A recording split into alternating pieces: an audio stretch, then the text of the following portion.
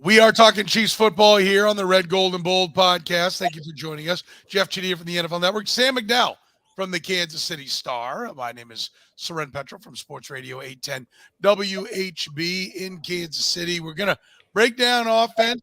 Later this week, we'll break down defense as well. We're going to take a look back at the 2023 offense of the Kansas City Chiefs, the worst in the Patrick Mahomes era for the Chiefs. Was this just an anomaly? Or is there something wrong? Is the league catching up to Andy Reid? Are they catching up to the Kansas City Chiefs? We'll talk about that. Can the Chiefs count on better wide receiver play? They made changes. Does it automatically mean they'll be better? What's realistic to expect from the aging but somewhat ageless Travis Kelce? Will the offensive line take a step back to take a step forward? Is it the last run for this group on the offensive line? Are the Chiefs deep enough at running back? Are the Chiefs asking too much of Patrick Mahomes each and every week? We talk about it right now here on the Red, Gold, and Bold podcast. You are listening to the Red, Gold, and Bold podcast, the most in-depth analysis of the Kansas City Chiefs on planet Earth, breaking down the Chiefs like no one else can. Red, Gold, and Bold is hosted by Jeffri Chadiha, Sam McDowell, and Soren Petro. Jeffri Chadiha is a senior columnist and on-air personality for the NFL Network and NFL.com. Sam McDowell is the sports columnist for the Kansas City Star. Soren Petro is the afternoon drive host of the program on Sports Radio 810 WHB in Kansas City. The Red, Gold, and Bold podcast is proudly brought to you by Gann Asphalt and Concrete, Kansas City's nationally recognized full-service paving and pavement maintenance contractor, making parking lot problems disappear in Kansas City since 1994. Free consultations, no commissions, in-house crews, and every project comes with a written warranty. Find them online at GannAsphalt.com or call 816-484-3338. Gann Asphalt and Concrete, one contractor, all things parking lot. Now, here are the hosts of the Best Chiefs podcast, Jeffri Chadiha, Sam McDowell, and Soren Petro. Thank you very much, Curtis. We do appreciate it. Back with it on a Tuesday. Remember, if you want to catch us live, catch us via the podcast, you want to be a part of the conversation. LinkedIn, Twitch, Facebook, YouTube, all that kind of stuff. We're streaming out on, and you can be a part of the conversation. Already got folks lining up to be a part of the conversation tonight. And boys, we're talking offense here and what we think the Kansas City Chiefs can expect. Can they be as bad as they were last year? Was that the sign of more things to come? The defense bailed them out, to the joy of Jeffri Chadiha, who loves to talk him some defense. But Jeff, let's start with you. Are we looking at a team that, maybe the genie's out of the bottle, everybody's figured it out, or was last year just an anomaly? They felt the pain of losing Tyreek Hill 2 years ago. They were breaking in a rookie wide receiver in Rashee Rice. Travis Kelce started the year hurt. It's a perfect storm that made the offense look worse than maybe it really is. Yeah, look, you look at their numbers over the 6 years that Mahomes has been the quarterback here. They've been number one in offense twice. They've been top 5 4 times. So I would say that last year certainly was an anomaly. I'd expect this offense, for as long as Patrick Mahomes and Andy Reid are together, to be a top 10 offense.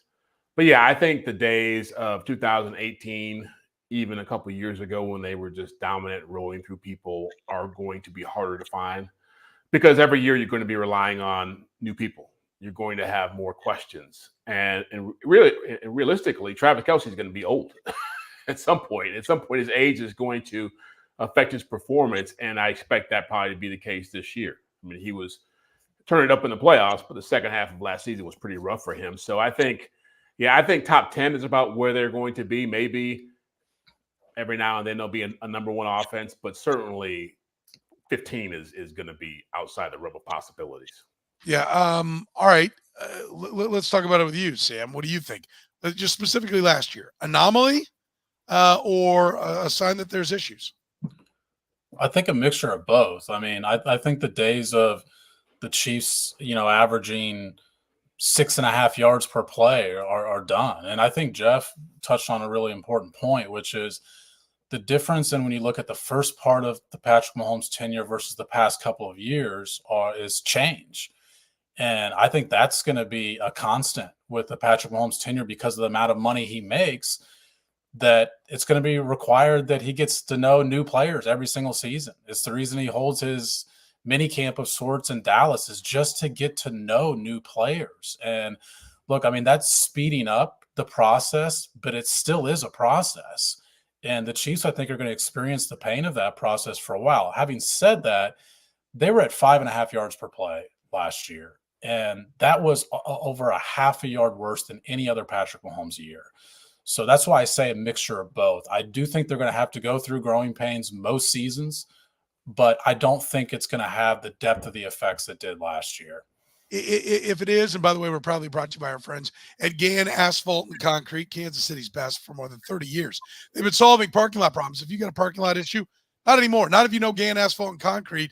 Since 1994, they've been making parking lot problems disappear. Nationally recognized full-service paving and pavement maintenance contractor. One contractor, all things parking lot. Find them online at GannAsphalt.com. Jeff, if defenses are catching up, what are they doing? Like, what is it? The cover two, we know that shell defense is okay. They're throwing that at them. But if you get a safety to go the wrong direction, guys can run wide open, even off a cover two, right? Like, what is it that defenses, and Andy Reid kind of predicted this, by the way, 2 or 3 years ago. He's like, when everybody was saying, boy, your offense will never be stopped. He's like, it's cyclical. The defenses will come around. They did indeed come around. So you think if he's smart enough to know that they would come around, he's smart enough to figure out what is the next play on the chessboard. What do you see that defenses have done that Andy Reid has to counteract? Well, I think it's a combination of things, right? And I think this is cyclical, where every 5 to 10 years you see defenses catching up with offenses, and usually it starts with personnel. You start seeing personnel directors, general managers, head coaches, defensive coordinators identifying the kind of players they want to have to defend whatever schemes are the schemes of the era of the day. And so right now you have a lot of mobile, strong-arm quarterbacks. You have a lot of big, rangy receivers who can run. And so you're seeing defenses become more mobile, more versatile, more athletic. I mean, look at the kind of guys that the Chiefs draft in their secondary now. I mean, you can see a lot more 6'2", 6'3", playing multiple position type guys. You're seeing linebackers who can run. I mean, Willie Gay was part of that. Drew Tranquill was part of that. Nick Bolton is a little bit of an outlier, but you're seeing more athletic players on the field. You're seeing more interior defenders being able to harass the quarterback. When you go back 10, 15 years, guys like Vince Wilfork didn't do that kind of stuff, right? You just had 320-pound guys who stood in the middle of the field and just took up space. And so you're seeing a lot more of that. You're seeing a lot more teams that are building coverages to lead their defense as opposed to relying more on pressure, on edge rushers. And so, yeah, all that stuff does affect the Chiefs because, and not just the Chiefs, but every offense. You're seeing every offense having to adjust to those kinds of nuances, those kinds of things. And those things only start to change when rules begin to change. Yeah. How about it? You see anything defensively, like the schemes, the schematics, that it's basically on Andy Reid's desk to fix there, Sam? Yeah, I mean, we had talked amongst ourselves, like have defenses caught up to the Chiefs. Like, they've been caught up to the Chiefs. We're in the whether or not the Chiefs can readjust to the defensive stage of this. I mean, Patrick Mahomes' first year in the NFL, he was 6th in the league in his depth of target. Like, the Chiefs beat you deep. The Chiefs didn't beat anybody deep last year. I mean, he was the worst rated passer on deep passes last year. He had the lowest average depth of target in the NFL last year. Like, teams have caught up to them. And I do think part of the shift we're seeing in the Chiefs, like when they use 13 personnel, they have the 6th best success rate on using 13 personnel, for example. It's not a coincidence that they drafted a 6'5" tight end this year because teams are throwing so many defensive backs on the field against them.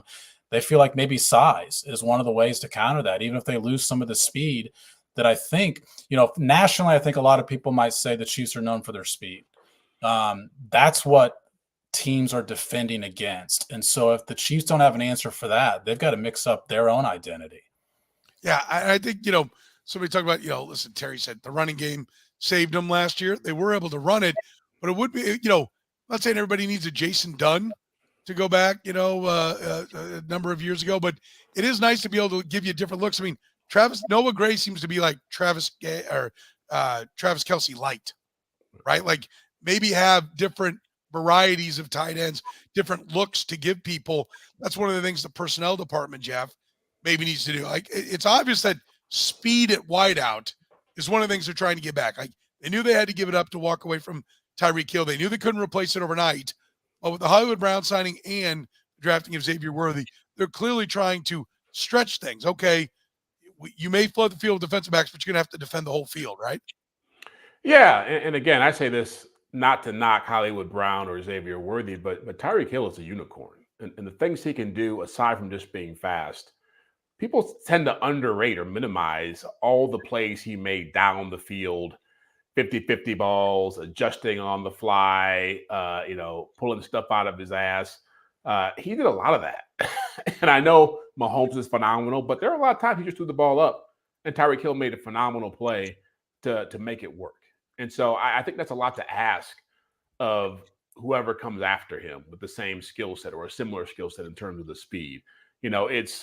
It's going to always be a bit of a challenge. And really, I've covered the league for almost 30 years. I can't think of one genius play caller, whether it's Mike Shanahan, Mike Holmgren, John Groot, whoever you want to name, who didn't run out of ideas at some point. The more people's defense is built on familiarity. The more people see what you do, the more they can anticipate what you're going to do. And Sam makes, going back to the point he was making about just Mahomes working with receivers in the offseason, one thing that's really going to impact the Chiefs moving forward offensively, I don't know if you guys saw it, but the NFLPA has talked about eliminating offseason workouts and just having a ramp-up period for training camp. If you start into that kind of stuff for teams like the Chiefs that really rely heavily on, getting guys used to the culture and the offense and all this stuff, it could be a big challenge.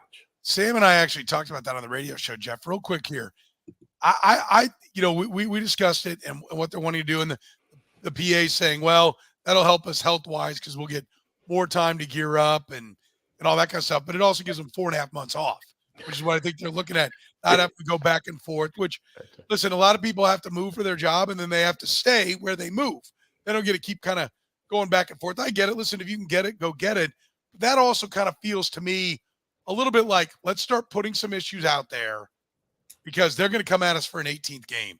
So we need things we're asking for that we're willing to give and say, okay, that's fine, but you got to give us on this, and you got to give us on this. You think that's just the beginning of the next CBA? We're starting to put our little token issues out there that we're willing to just walk away from to get the main thing that we want? Always more money, a bigger cut of the pie. Or do you think this is one that the Players Association really wants?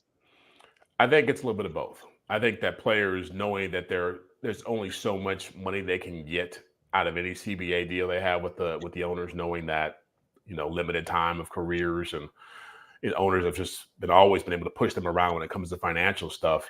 That getting time off is a big thing for them. So I think they already know where it's going. I think they know 18 games is going to be coming around the corner, and that let's start getting what we can out of it. But I think definitely if you asked players, would you rather have time off or some other issue that could be out there, there's only so many they can choose from, they would definitely take the time off.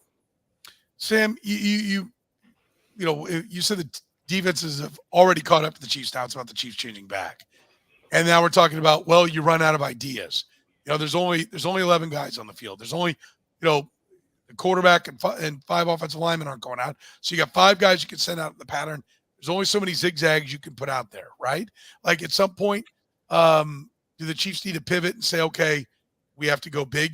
Jeff mentioned the big tight end. But is it about a big running back? Is it about, more power running? Is it about just being like, when you throw, Patrick Mahomes is going to be as good as it gets? Do they have to knock defenses out of what they're doing? Yeah, but some of this is just guys have to make plays. I mean, their receivers were terrible last year, and specifically terrible on deep passes. There were I mentioned this in a column right after the draft, but there were 23 quarterbacks last year that qualified for the passer rating that threw, I think it was at least like 50 deep passes beyond 20 yards. The worst passer rating in the NFL on those deep passes was Patrick Mahomes, and by a wide margin. I mean, like Bryce Young, Will Levis, Gardner Minshew, Sam Howell, all those guys were better rated throwing the deep pass than Patrick Mahomes. Well, what's the relation between, because when you have one of the best quarterbacks in the league that's rated so poorly, well, they led the league in drops on passes over 20 yards and drop percentage. 1 out of every 5 passes that he put on target was dropped beyond 20 yards. I mean, that is a ridiculous number. MVS only had 3 catches last year beyond 20 yards. He's a guy that is known for just running wind sprints up and down the field, and he caught 3 of them last year. Like, some of this just comes down to you've got to have wide receivers that can make plays, which is why I think there's been a lot of the narrative has been, hey, you draft Xavier Worthy, you get Hollywood Brown, it fits right into Andy Reid's offense. Well, it does, because it's what they don't have already. It's not something that they have had the past couple of years, really, since they let Tyreek Hill go. We know, Jeff, they'll get better at wideout when Rashee Rice comes back. That adds to it. But how much more can we actually expect the wide receivers to do this year? New faces. What's the ceiling? What's the best case scenario? The best case scenario is it's 2022, right? I mean, where you're getting not amazing contributions, but you're getting guys who are reliable. I mean, Justin Watson was a good receiver in 2022. Obviously, Juju Smith-Schuster was a good receiver in 2022. You had Sky Moore actually made some plays in 2022. He didn't obviously play as much, but obviously when number was called in the playoffs, he had a big punt return. He had a catch in the Super Bowl for a touchdown. So what you're hoping is that there is some kind of chemistry that that comes out of that. And I'm just not. After what happened last year, it was sobering for me too, because I was on that train of whoever Mahomes gets, he's gonna elevate them because he's that good. You saw, you give him some duds, it can be rough. And so I don't know who made the point in the comments a second ago, but yeah, I think the idea of Kadarius Toney being a number 1 receiver, the idea of Marquez Valdez-Scantling being a guy who can do a lot more than what he did. They've been able to get away with misreading some of these dudes. And so that is the bigger question. Will they continue to do what they did last year when they realized that Rashee Rice had to be somebody they designed plays for? Or will they go back to this mindset of, hey, everybody gets to have like 10, 20, 50 balls, whatever, over the course of a season, which I don't think is conducive for what they have to work with.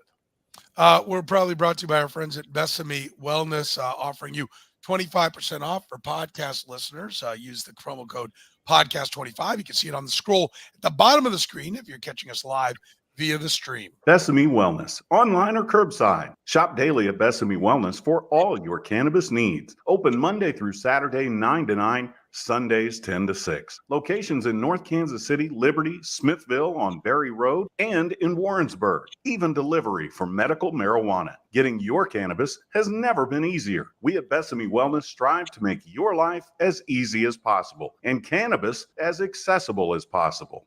And like I said, as easy as possible to get 25% off. Podcast 25, get 25% off on your order when you use that when you check out. Again, that's podcast 25 on the promo code. You save 25% at Besame Wellness. Sam, ceiling on the wideouts, let's say 5,000 yards. Patrick Mahomes did 5,000 yards in a 16-game season. So 53, 54, 5,500 total passing yards. Maybe you can do even better, a little bit more, but realistically from the wide receivers, right? Especially at a time when we're going to get to Travis Kelce here in a minute, he's not getting any younger. What can we get from this wide receiver core this year? Yeah, I mean, we got to remember that year he threw for 5,000 yards, our defense was atrocious. He had to throw for 5,000 yards. And this is a different defense. And I do think one of the things we should give Mahomes more credit for is actually not taking as many chances because of how good the defense is. And I know we'll get to the defense in our next podcast, but even if they do take a step back, they're not going to take a step back to 2018 level. So I don't think we're looking at even 5,000 yards within the ceiling. I still think it's low 44, maybe something around there. I agree with Jeff that 2022 is the objective because they did not have the most incredibly talented wide receiver class, but it was still a very effective group. Having said that, that was still Travis Kelce in his early 30s. So in order to match that total production, this group is going to have to be better wide receiver-wise than that group was in 2022. And, I do think you could see – look, I mean, I think Hollywood Brown has never played with a good quarterback. If we're looking at, to Jeff's point, I was right there with Jeff. Look, I said all offseason last year I did not think the wide receivers were going to be a problem because I thought that they made it work with an okay group in 2022. We did learn last year there is a floor for how low you can go with the talent at that group. But I do think it matters that Hollywood Brown has never really played with a downfield passing quarterback, a guy that can, put him in space. And I think he is as talented as anybody they had in 2022, at least at wide receiver. That is the key, right? Hollywood Brown. Because Xavier Worthy should probably have a similar ramp-up period like Rashee Rice did, hopefully be better. We saw, you've seen a number of wideouts where year 2 is the big breakout year. So if Xavier Worthy is just kind of a little feature piece, doesn't mean he's done. Don't anybody panic. But it is possible that he'll just be okay. I know they keep – and I'm going to take it as a good sign because the Chiefs don't want to give you anything. The fact that they keep beating the drum about how quickly he produced at Texas in his freshman year is really – they're putting expectations on the young man. Yeah, we all agree on that. Yeah, so what's different between those two wide receivers is like this time at OTAs. Now, first of all, Xavier Worthy is out with a hamstring injury he's dealing with at OTAs. But during the rookie minicamp, there was a pretty discernible difference. I still recall in the mandatory camp last year when Rashee Rice's first 2 snaps of the full team drills, he went the wrong way out of the huddle. They had to rehuddle because Rashee Rice went the wrong way out of the huddle. They were teaching Rashee Rice one position at this time last year. As the season progressed, they slowly ramped up the workload for him, the playbook expanded for him specifically. They're teaching Xavier Worthy right now all 3 positions. Now, that could go one of 2 ways. That could go the Sky Moore way, where you put so much on his plate that he can't do anything well and it becomes overwhelming to him. But their evidence is exactly what you referenced, Soren. As they said, this guy came in and had 1,000 yards and led the team in receiving and touchdowns as a freshman at Texas. Obviously, he's picking up something pretty quickly. And so that's their evidence of what they're basing on. But look, this is the time of year where you should put that on him. By training camp, you should have the final decision made on how much can we give this kid and when. Yeah, no doubt. You agree, though, that they're showing signs of confidence, Jeff, when they keep making those kind of statements? Yeah. Look, I kind of go uncharacteristically confident about a young player. I don't know. I think they're confident about everybody who comes. They're pretty confident about Clyde Edwards-Helaire. That's right. They loved some Josh Gore, and Josh Gore was about to turn into Jerry Rice when he showed up here. Well, hang on. Were they confident about FAU last year? He was hurt, wasn't he? This time of year, wasn't he? He had so Xavier Worthy. Yeah. Well, fast guy with a hamstring. Clyde Edwards-Helaire was. I remember some national guys putting out that he should be a number 1 draft pick in fantasy leagues. And he was in this town. Yeah. No, I hear your point. I think it's. I go back. I like his potential. I like his skill set. I like his possibilities in his offense. But I also go back to he's a small guy. And I don't care how fast you are in this league. I guarantee you they probably will face more zone defense this season than they've ever seen in the Patrick Mahomes era. Because when you get small guys running through zones, guess what? It's hard to find them. It's hard to throw the football to them. When you got guys like Rashee Rice and Marquez Valdez-Scantling and Juju, it's easier to find them. So that's going to be the challenge.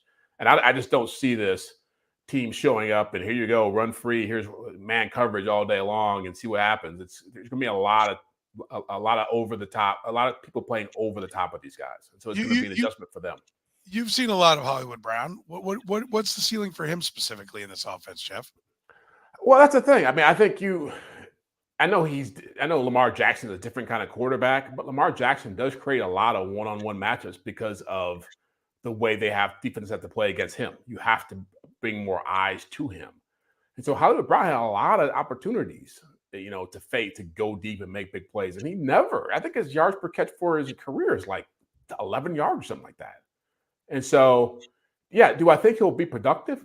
I think he will if he stays healthy. But again, I go back to this. This guy was a free agent, and he signed a 1-year deal to come here when guys like Gabe Davis were getting 3-year deals, and so something is not right. That's all I'm saying. I do agree. Can we agree that if he averages 15 yards a catch here, that's a hell of it's quite an indictment against Lamar Jackson and Kyler Murray? Yeah. Yeah, As but long again, as not 2 catches. Yeah, but look at what Zay Flowers did in his first year with Lamar Jackson. Obviously, a different type of offense, but Zay Flowers was a productive player as a rookie. And so I'm not certainly, again, I hope Hollywood Brown has a good year. I hope he makes money and it proves people wrong. But there is an element, just as with anybody who signed a 1-year deal, that people out there are doubting you and doubting you for some reason. Yeah, I agree that Zay Flowers went in and was productive with Lamar Jackson. I think Lamar Jackson now and Lamar Jackson when he played, that would be the rebuttal to my own statement is, yeah, that was early Lamar Jackson. Yeah. Lamar Jackson's matured a lot, I think, as a passer now. And I think Hollywood Brown would look better with the Ravens. And I think the Cardinals have been a hot mess for a couple of years, right? So I don't hold too much against him. That is the big upside. We've talked about it, MVS. He's going to be a lot better here, right? Like, I thought he'd be better in Kansas City. Yeah. I played with Aaron Rodgers, and he sucked there too, right? So, like, guess what? He sucked with this Hall of Fame quarterback. This will be the first true, proven, playing in a Hall of Fame level quarterback that he's played. He's played with a couple of guys that look like they could be really good. They're certainly dynamic playmakers. I don't know if they're Hall of Fame passers. This will be it. Like, if he leaves here, Juju Smith-Schuster came to Kansas City having had a 1,400-yard receiving season, 8 touchdowns, I think, in his second year, and I think 110 catches with Ben Roethlisberger. So he had been there and done that with a great quarterback. We haven't seen that from Marquise Brown, but we need to see it, or he'll go back out and get the same kind of offer next year, right? Yeah, and like Sam knows this. I mean, you know this too. I mean, the guys that size, it's hard to pick to put a number on how many guys that size have been phenomenal receivers over the last decade or whatever. And you'll go back in the day, whatever, Mark Clayton, Mark Duper, guys like that, that was a normal, the Smurfs. But yeah, guys who are like 5'11", 160, 170, I can't think of too many who get up in this league and just tear it up. I'll give you 3 undersized guys. Tyreek Hill, I don't believe he's anywhere near the 5'11". Do they list him at 5'11"? Yeah. Tyreek Hill, 5'10", but Tyreek Hill weighed 185. Yeah. He's stronger, but I'm just talking about height-wise. I'll give you Steve Smith, and I'll give you Joe Galway. I'll give you Joe Galway. Those are the 3 most productive guys that kind of fit that size. And probably all 3 of them got 10 pounds on. Yeah, easily. The only guy that doesn't have that weight on him was Deshaun Jackson. I mean, Deshaun Jackson played at $170. He's the only one. But I agree. I mean, it's look, you bring up a good point, Soren, about Hollywood Brown, which is, I think, from a team perspective, a lot of people view this as a potential high reward for him to sign a 1-year deal. Like, go get paid. Juju Smith-Schuster did, and probably didn't deserve the contract he did get paid. It's also a major risk for him, to your point, Soren, because if he doesn't produce here, it's you. It's not the quarterback situation. It's your own ability. Yeah, no, I couldn't agree more. It's a big put up or shut up. By the way, Northland Injury Law, Kansas City's Google 5-star rated personal injury lawyers. Proud to bring you the Red, Gold, and Bold podcast, helping people with serious injuries, car accidents, work accidents, falls, other serious personal injuries. Northland Injury Law has you covered. Their attorneys have been serving KC for more than 40 years. They don't get paid unless they get money for their clients. That's right. They don't get paid unless you get paid. Northland Injury Law, voted #1 accident lawyer in Kansas City. Don't wait. Get compensated now. If you have a case, text HURT, H-U-R-T, to 22222. Again, if you have a case right now, text HURT, H-U-R-T, to 22222, or call 816-400-HURT. That's 816-400-4878. Choice of a lawyer is an important one. It should not be based solely upon advertisements. Again, text HURT, 22222, to get connected 24/7. Let's talk about Travis Kelce. Reasonable expectations for Travis Kelce at age 34 are what, Jeff? I mean, by the way, before I get into that, I love that we have a sponsor for every off-the-field issue the Chiefs have faced this year. We got the injury law guy for Rasheed Rice. We got Besame for Wanya Morris. We just cover all the bases here at Red, Gold, and Bold. I wonder if Wanya Morris used podcast 25. That's right. Before he headed over into Kansas. That's right. Hey, they bring it to you at Besame. That's all you got to know. Yeah, and Northland Injury Laws, got anyone covered who has problems here in Kansas City. That's right. What's reasonable for Travis Kelce? I always tell people to look at the best tight ends in NFL history, and 35 tends to be the drop off, and 34 is generally you start to see the signs, and that's Antonio Gates, that's Tony Gonzalez, that's Jason Witten, that's whoever you want to point to. And so I think we saw the signs last year with Travis in the second half, and we saw the he was struggling with some of those guys. I remember that Hail Mary against Green Bay, and he was laboring to get down the field. Man, it looked like he was carrying a refrigerator on his back to get down there, and he ended up getting pushed around a little bit at the end. And he found his second win in the playoffs. But and I love Travis, but he's human and he's mortal, and he gets it in the off season. Sam talked about how it was, how Travis Kelce was 31, and he had that big year a couple of years ago. Now it's like, how is he post Kelce jam?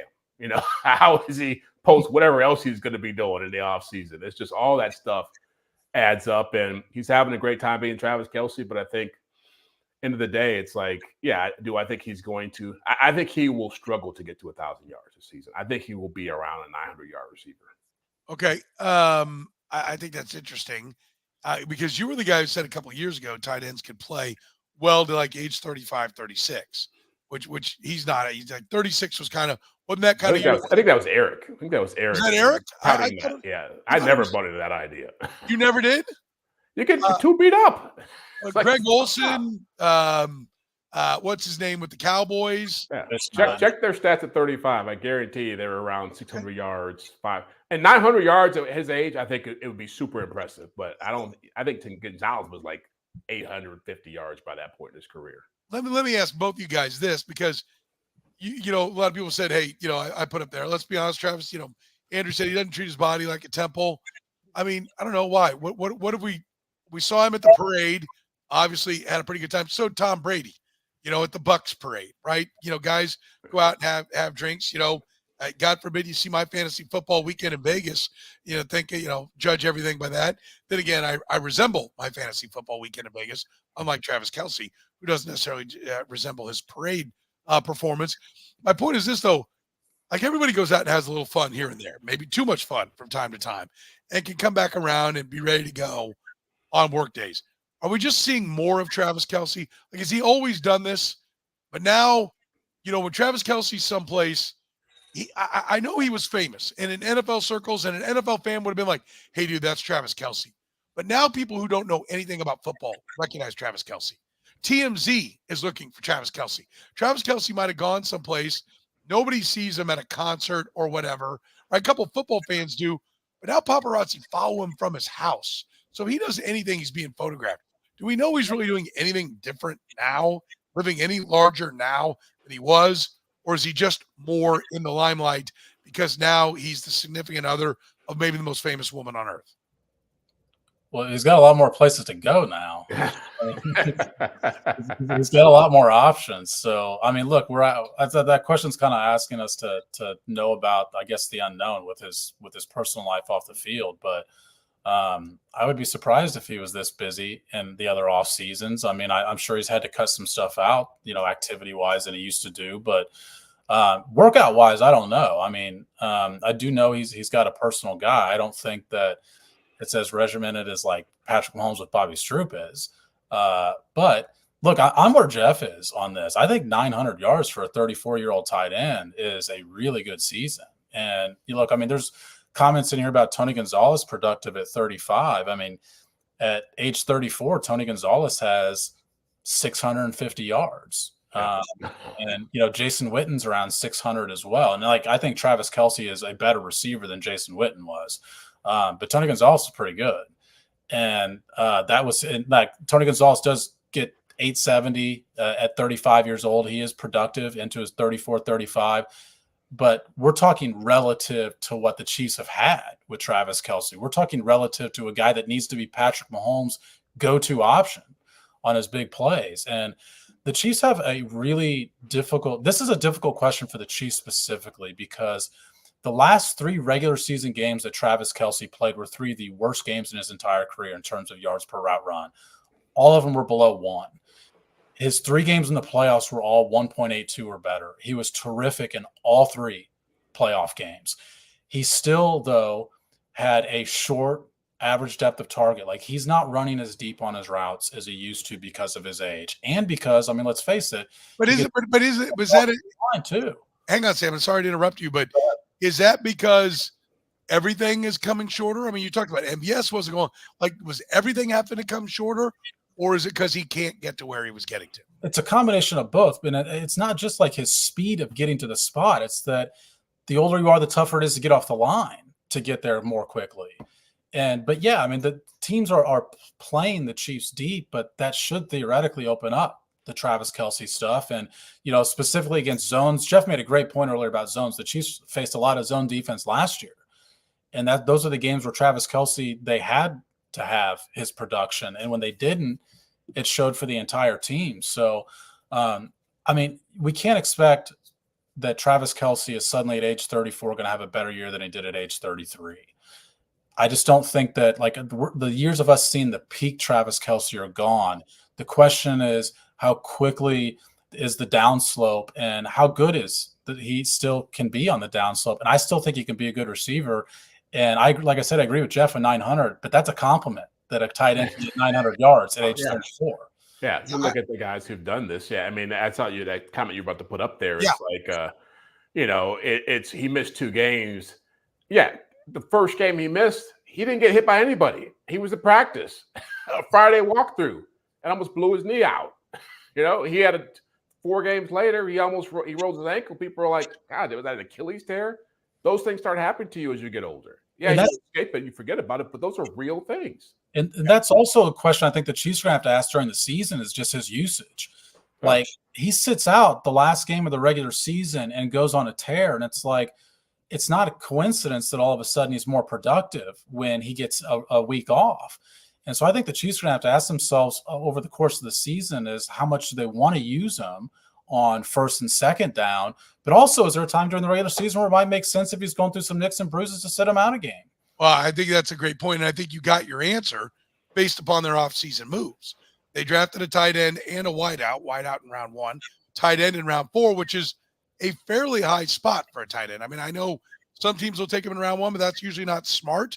But round 4 is a nice, quality tight end. Travis Kelce came from round 3, and I was high in round 3, but round 4 is a legitimate investment in a tight end. Then they also signed a wide receiver in free agency. So I think they are preparing for a lesser role from Travis Kelce, at least during the course of 17 regular season games. I think we can all see that. Yeah. And I think they would be wise to send him down because the time off made him better. I mean, I don't think about 2 years ago, 22, when they played the Chargers. I think it was there, and they won. And I don't know if it was in overtime, and he caught the game-winning pass, and it was like he ran like 40 yards with them. He was catching balls even 2 years ago in traffic, pulling away from people. In the Super Bowl, he was doing against the Eagles. He was a tough cover, and it just, I know to the untrained eye, it seems like he's still making the plays, but he's not as open when he's catching the ball. He's not pulling away from people in the same way. He's getting hurt when he's not getting hit. I mean, these things are what happen as you get older.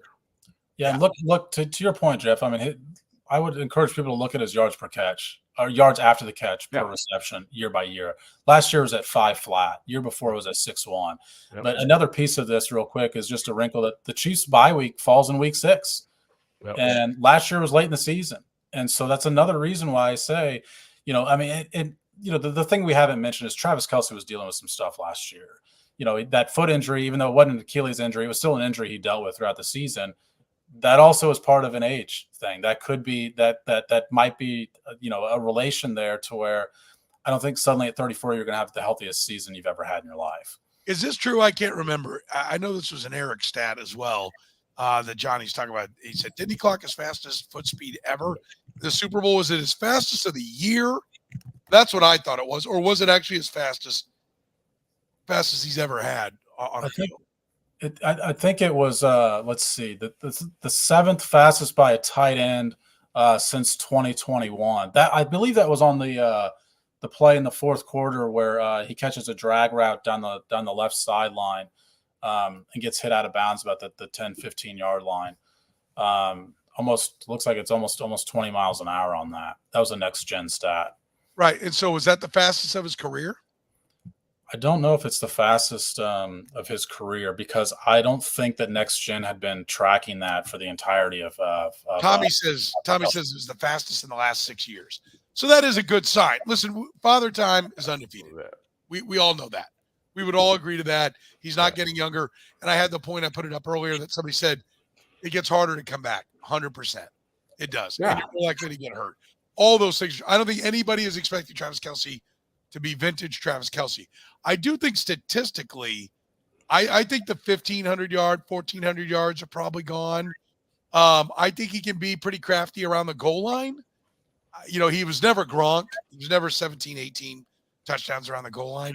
Yeah. But I do think he could rack up a lot more yards, a lot more, let's call them garbage yards this year, if the wideouts are better. If they're pushing people back up the field, then he can get deeper. And if there are threats on the outside, then he works one-on-one.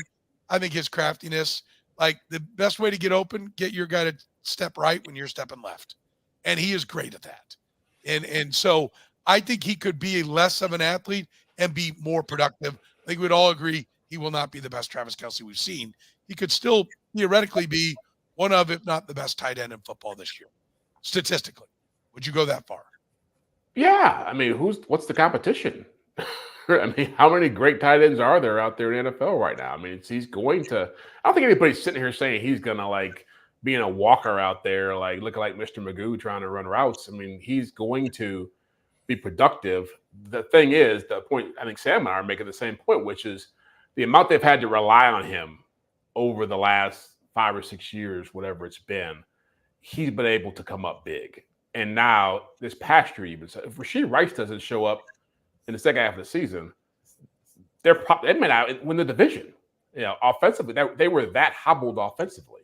And so knowing he's not going to be there, like, again, you're going back to who do you trust to really deliver if he's not going to be able to deliver those kinds of plays week in and week out like he made against the Chargers or every other team he's faced over the course of his career. He's also played 17 more games, 17 playoff games over the past 5 seasons, a full extra season than the guys that haven't played in the playoffs. Yeah, there's no doubt. It takes its toll. By the way, there's nothing more frustrating, I know, because I experienced this over the weekend, than parking your car, coming out and seeing a door ding because somebody didn't line the parking lot right, and all the parking spaces are too narrow, and your car's now got a nice dent, nice quarter-sized dent in it because somebody door dinged you. Gann Asphalt and Concrete can take care of that. A brightly striped lot, properly spaced lot is what you can get with Gann Asphalt and Concrete. Don't have upset customers like me. Have happy customers that have a bright striped lot, can park easily. The handicap spots are easily identifiable, so you don't end up getting your car ticketed when you didn't even know there was a handicap spot there. Free consultations, no commissions, in-house crews. Every project come with a written warranty. Gann Asphalt keeps parking lots safer, helps you and your business avoid unnecessary delays and costly expenses. Gann Asphalt and Concrete, online at GannAsphalt.com. One contractor, all things parking lot. That's Gann Asphalt and Concrete. O-line. Jawan Taylor, year 2, and then either a first or second year left tackle. Can this offensive line be better in 24, Jeff?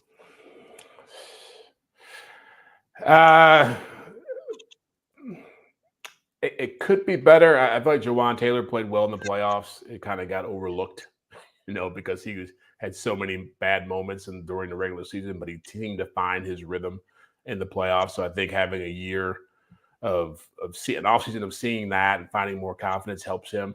Yeah, the wild card here is Sua Mata'ia.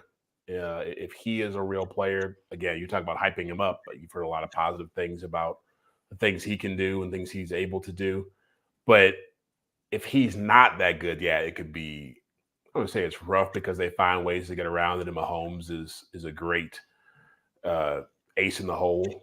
But I'm going to say they can be as good. I don't know if they'll be better, but I think they will be as good. Where do you sit, Sam, on what the capability of this offensive line is? Better? Same? Is this more just an indictment on Donovan Smith? Yeah, I mean, if we're using the word capability, I definitely think they could be better. But that specifically comes in the run game because the Chiefs were much better at pass pro than people gave them credit for last year. I mean, on ESPN, they ranked first in pass block win rate in the league last year. It just got overshadowed because Juwan Taylor was committing 2 penalties a game, and it's really hard for one offensive lineman to overcome 2 penalties in one game and still have a net positive game. But they were really good at pass pro. Where they struggled, and it's the reason that the Chiefs struggled with short yardage is winning with the run. And there's no excuse for their interior line with Joe Thuney, Creed Humphrey, and Trey Smith being that bad against on run blocking as they were a year ago. So that's why I think they could get better, is because those 3 should be better than they were a year ago on short yardage situations. Yeah, I think there's upside there, but I think there is a little more downside than maybe people want to admit. Joe Thuney is coming back from injury, right? Like, and I think that's of note. I'm still not buying that the Creed Humphrey snap thing is solved. And I think at some point defenses have to start preying on that, right? And start saying, listen, 1 out of 7 are on the ground. Like, we got to get it, because if you get a good rush up the middle, then Mahomes, all of a sudden the whole play goes to hell. The timing's gone, and he's just rolling out trying to throw it away. What does that look like, Soren? What does it look like taking advantage of that? I think it's just more blitzes up the middle, because when the ball's on the ground and his head's down, like I think if you would do like a seam blitz, or people call them different things, but where if you go head up on your center and guard, and a linebacker's coming in between the 2 of them, and you're counting on the running back to pick it up, like you just want to get a lot of pressure up in the face of Patrick Mahomes, which I don't think is the worst thing in the world. Always, he's so good at escaping outside. But if you pinch on the outside and you play containment on the outside, and then you pressure up the middle, I think you could take advantage of it. Creed Humphrey did that a lot. I mean, a lot. And so if you catch it 1 or 2 times, one negative play is, I mean, what's a good, we saw defense got better, but let's say they're better at stretching the field. Let's say the receivers all do their part. What's the good plan for stopping him otherwise? Well, it'd be hilarious if the way the Chiefs finally get teams to blitz Patrick Mahomes is just to have Creed Humphrey snap the ball on the ground. You got to blitz this guy, because Patrick Mahomes is lethal against the blitz. But I mean, look, that's not to minimize the problem. Like, Creed Humphrey snaps are a problem. I mean, we saw Rashee Rice try and create a sideline drama situation with 5 seconds left in Super Bowl in regulation because Mahomes didn't throw him the ball. Mahomes didn't even have the ball yet because he's picking it up off the ground from Creed Humphrey. It is a problem, and I don't mean to minimize the seriousness of it, but I mean, I thought that the Chiefs would have a better option at backup center this year than they do have going into the season. Maybe one of their linemen, that both of them can play center, that they drafted late in the draft, can play center, and that forces their hand. But I did think that we would at least go into the season to run one of these podcasts. We would be discussing, should Creed Humphrey be playing guard instead? The depth chart that they have does not allow that to be a possibility. No, and I think that maybe it does if you're going to put a rookie in there. Right, they drafted 2 guys that can play center. Yeah, Borzad, talking about. Yeah, I mean, but it's late in the draft. I mean, he's the only guy ever from his school to be drafted, I believe. So, I mean, Nick Allegretti was pretty good in the playoffs for him last year. And he was also pretty good at center when they put him at center in week 18 and did have Creed Humphrey playing guard. And this could still be something we talk about next year. I mean, it could be something that the Chiefs have an internal conversation about as they evaluate whether or not to re-sign a couple of these guys they have coming up. Well, is this the last run for this group, Jeff? How many of them do you think will see back in 25? Yeah. No, I definitely – Trey Smith gone. It's almost called you Eric Sam. As Sam just said, Creed Humphrey is definitely – they have never re-signed a center. I think Andy Reid's been here. Mitch Morse, Rodney Hudson. Was Rodney Hudson with Andy Reid beginning of it? Yeah. And so I don't think that they're going to change that trend now. And Joe Thuney makes so much money, and so maybe he's got one more year after the season, right? He's got 2 years left. Yeah, I think they can get out from under Thuney in about $10 million. Yeah, after this year, 16, I think, right? Is it that much? I'll look. 16 million. Wow. Yeah, so I think 2 of those guys will be gone, at least. I'll say this. Thuney, are we talking? So, number one, if they just cut him and walk away, after this year, the cap hit would be $11 million. And if you post June 1 that, 5.5 and 5.5. So it kind of depends on where he's at. Yeah, I mean, Tooney, the decision on Tooney next year is basically going to be $16 million. I mean, he's going to count 26 against the cap, or you could put it down to about 10, maybe 10 and change next year. So all three of their interior linemen. Or half that, like I said, half that if you post he won it. Right, but I'm just saying total amount that you would owe him. So all three of their interior linemen have questions, and I would say, without saying exactly which one, I think it's either Creed or Joe Tooney's part of this group. I don't think Trey Smith is part of the long-term future, but the Juwan Taylor investment was a 3-year investment. I mean, Juwan Taylor's going to be on the offensive line next year, barring something really shocking.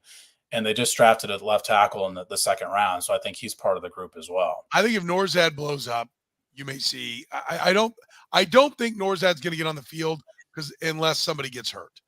He may be good enough to get on the field, but they like to play guys and then let them walk and then take the compensation in free agency. That looks like, and I think most people are thinking it's going to be Trey Smith. And if Norzad can play, then I think Creed Humphrey moves to guard. Like, that's what I think. And I think Tooney may be gone dependent upon somebody else stepping up. Otherwise, Tooney plays one more year. That's what I think will happen. Yeah, the tough part for offensive lineman evaluation is like you get it in camp for a few days and these couple preseason games, but like that's it. Yep. And to your point, Soren, like they don't play. You don't play backup linemen unless there's a situation you're not expecting. So, like, let's say all 5 of these guys get through the season healthy, they're not going to have a lot of tape on Norzad to decide whether or not that he can play the following year. Yeah, no, they're going to have to believe in their evaluation now. Are they deep enough at running back, Jeff? No.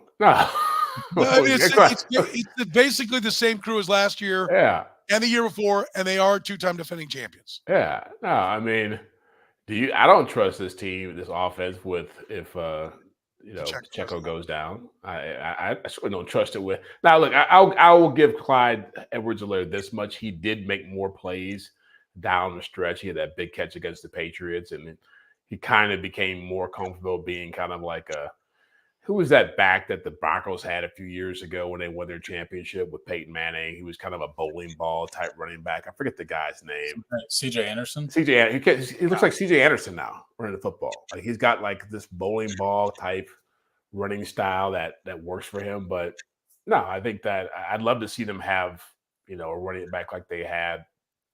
McKinnon was here, but I think his day is come and gone, and those guys are hard to find. So I think, it's definitely going to be a risky proposition for them in the backfield. Could we see a late addition at running back, Sam, or do you think they're good enough the way it is right now?